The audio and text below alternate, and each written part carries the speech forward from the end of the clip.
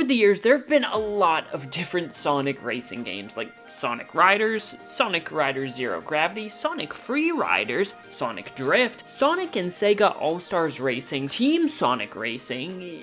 You get the point. There's a lot. But one game that stands out from the crowd that is, at least in my opinion, the definitive Sonic racing game, and I'm gonna put a big asterisk by that, is none other than Sonic R on the Sega Saturn. Sonic R was released in 1997 to the Sega Saturn, Sega's successor to the beloved Genesis. Immediately upon booting up Sonic R, you are able to play as the usual suspects, Sonic, Tails, Knuckles, and Amy, with 6 more playable characters that you can unlock over the course of the game by completing tasks such as collecting Sonic tokens hidden throughout the first 4 levels, finding every Chaos Emerald, and simply by completing the game by finishing all 5 of the maps in first place. One of which is only unlockable by finishing the other 4 at least once. And then once you've done all this, well, you're done with the game. I mean, sure, outside of the Grand Prix mode, you can do their time attack modes, which consist of a normal 3-lap race, Hip hip! a game of tag with NPCs, Hip hip! a balloon hunt maybe, Hip hip! or a reverse race, which really gets zesty, which sees you race through the track backwards. Hip hip!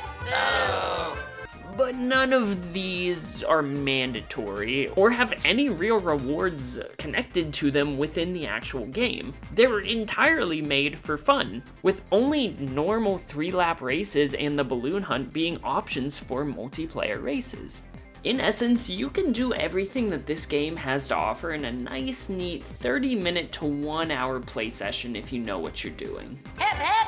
Boo! You stink! This isn't even to mention that while you're playing, it feels like you need to fight with your life to make the characters do what you want them to do, because it's almost as though they smeared butter all over the bottoms of every single character's shoes, or wheels in Amy's case, before the race started, while fighting a camera that moves slower than King Zora from Ocarina of Time. So with all of these detractions behind this game, what could I ever say that would make this the definitive Sonic racing game when compared to games like Sonic Riders or Team Sonic Racing? Well, simply put, this game, for all of its flaws, and there are a lot, has more heart and personality than any other racing game that I have personally ever played. This game, while admittedly small and janky, is the best concept for a Sonic racing game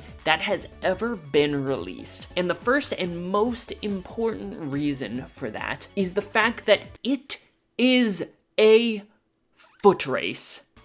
Look, I get that Mario Kart has broken the world with its popularity, and now every company needs their own mascot-driven kart racer. But nothing frustrates me more than the fact that we have Sonic the Hedgehog, the guy whose whole shtick is running ridiculously fast behind the wheel of a race car. It's ridiculous, it's strange, it doesn't make sense, and I hate it. But in Sonic R, this isn't an issue. While Sonic is definitely the fastest of the core racers, everyone has their advantages and disadvantages, like with any racing game. Sonic is stupidly fast, but he doesn't have a lot of airtime when he jumps, and if you get up to speed and have to turn a sharp corner, forget it because your face is going into the concrete if you don't time the turn right because you have so little grip. Whereas Tails, while definitely being slower, has a lot more control while running, and has a good amount of air mobility, allowing him to just skip past swaths of the map easily because he can fly. And Knuckles is the happy medium between the two, being faster than Tails and having more air mobility than Sonic with his glide. And then there's Amy. She's bad, but even still, she has a purpose, even if it was very poorly executed. Amy has by far the most control in her car, and in turn, very few obstacles will actually get in her way. She can drive over water without losing a ton of momentum like the others would if they fell in, but Like, there's just no real reason to use her unless you're really, really struggling with the controls and want to get used to the game. While none of this is by any means revolutionary, because in pretty much every racing game, you have some level of choice in how your racer will perform based on these choices, but in games like Mario Kart, it's the karts that you choose that matter way more than the racers themselves. I mean, whether you choose Daisy or Peach, Bowser or Donkey Kong, Dry Bones or Toad, it doesn't make a whole lot of difference. But in Sonic R, you will feel every ounce of difference between Sonic and Knuckles, between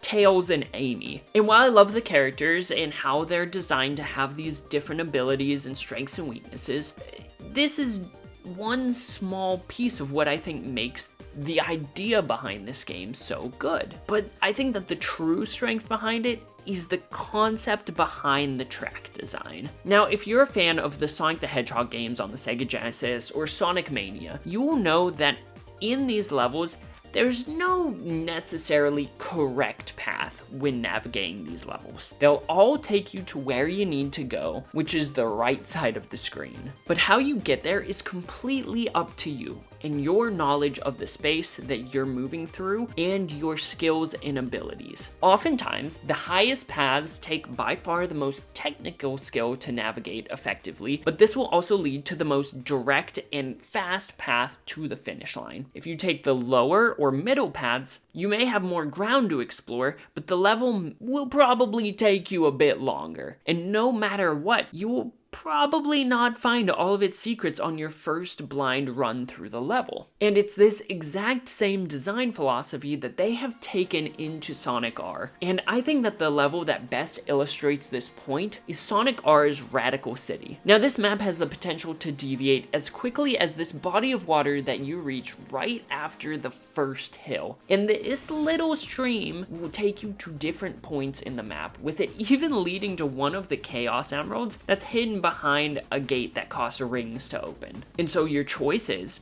either continue forward, which is what most people do, try to swim down the stream, which I wouldn't recommend, or go through the Chaos Emerald gate if you have the rings to do so. And so if you were to choose to go up this hill, you go through a cave, and then you have another choice. From here, you can make the choice to either fall down this cliff, which has a Sonic token at the bottom, and another entrance to this Chaos Emerald that we just talked about. But if you choose this, it takes you a longer way around the course, so you'll have to make up time to catch up to the other racers. You could divert to the side and head down this shortcut where you have even another option to either jump through this divider to another segment with a coin, or you can just proceed down this course's main path, which will be the easiest to navigate effectively. None of these paths are wrong, it just depends on what you're trying to accomplish. Do you want to prioritize collecting these Sonic tokens? Do you want to prioritize speed? Or maybe just taking the safest route because maybe you're not the most confident with the controls or the map yet. And while this intersection here gives you by far the most freedom in the course to choose what you want to do, there are many other portions of this course that give you options on how you want to reach the finish line and what objectives you want to check off. Do you want to take the shortcut that if you misjudge a jump you could hit bumpers and lose all momentum? Do you grab that second Chaos Emerald, or do you stay on the intended path?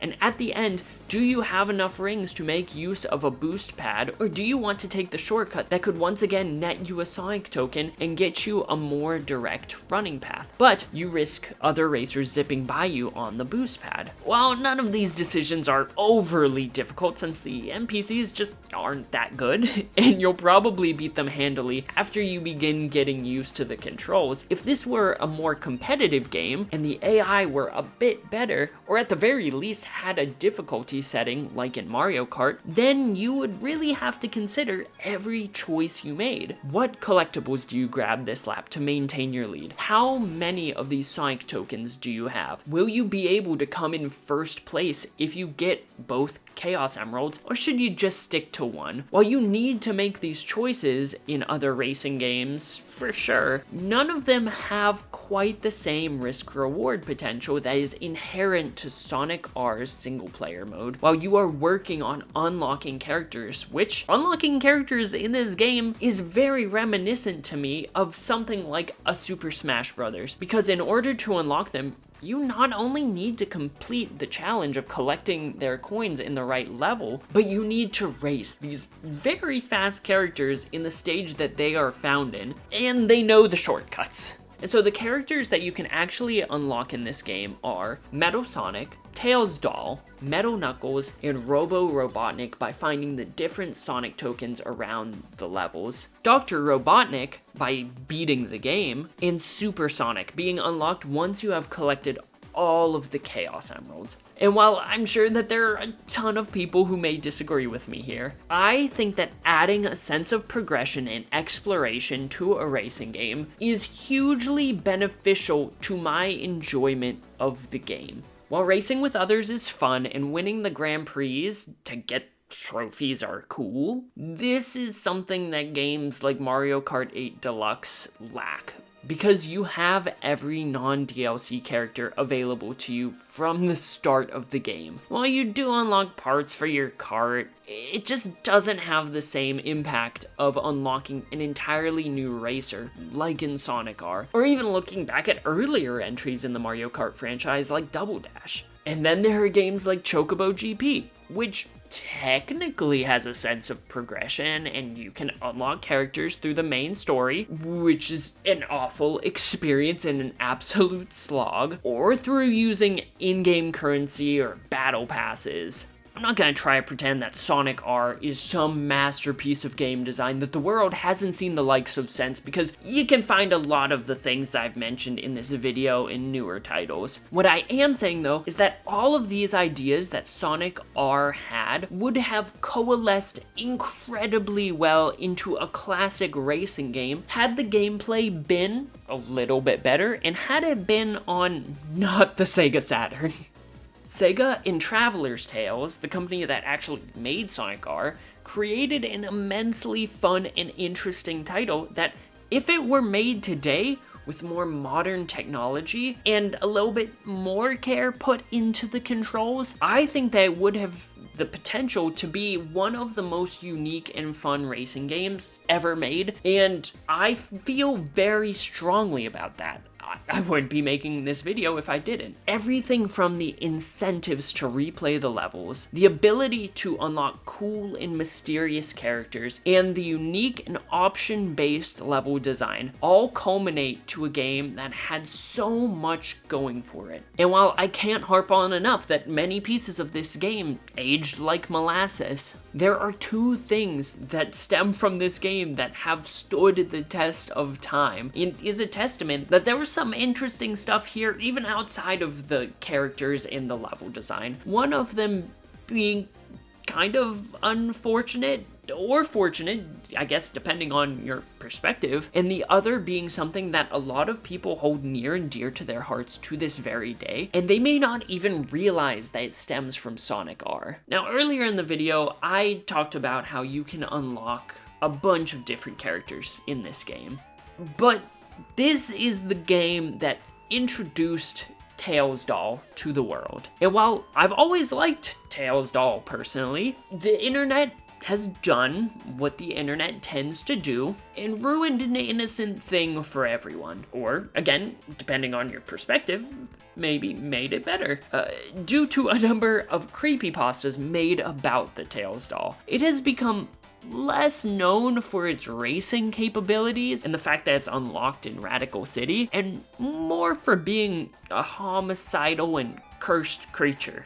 And while I'm sure that this is probably not the outcome that the developers had intended for their newest creation, at least it made people feel something, which, while I felt like I needed to include a mention of the Tails Doll's legacy, just because of the fact that from this game, that has lived in the cultural consciousness to this day, I have to say The true legacy of this game lies with its soundtrack, which you've heard playing throughout the entirety of this video. This game, no matter how you feel about the controls, the map design, the characters, or literally anything else, no one can deny that it has an incredible soundtrack that will fill most anyone who hears it with joy. I don't care who you are, if you don't smile when you hear "Can You Feel the Sunshine?" then you're not human. While a lot of this music has outgrown the game it came from, I think that this soundtrack really encapsulates what this game was trying to do. Sonic R is the only Sonic game that is exclusive to the Sega Saturn, and it is undeniable that Sega put a lot of love into creating this game with Traveler's Tales, despite its many faults. In my opinion, this game is one of the best translations of the 2D Sonic's level design philosophy into a 3D space that we would get for a very long time. And I want to see Sonic and his friends take to the streets again for a good old-fashioned foot race, just like in Sonic R, because while they didn't capitalize on it in 1997, I think that Sega really has captured lightning in a bottle with this game's concept, and they just need to go back to the drawing board and perfect it. We've seen that while this franchise is horribly inconsistent, games like Sonic Mania that feel like a love letter to the past and a refreshing new take on another era of Sonic gives me hope that even if we never get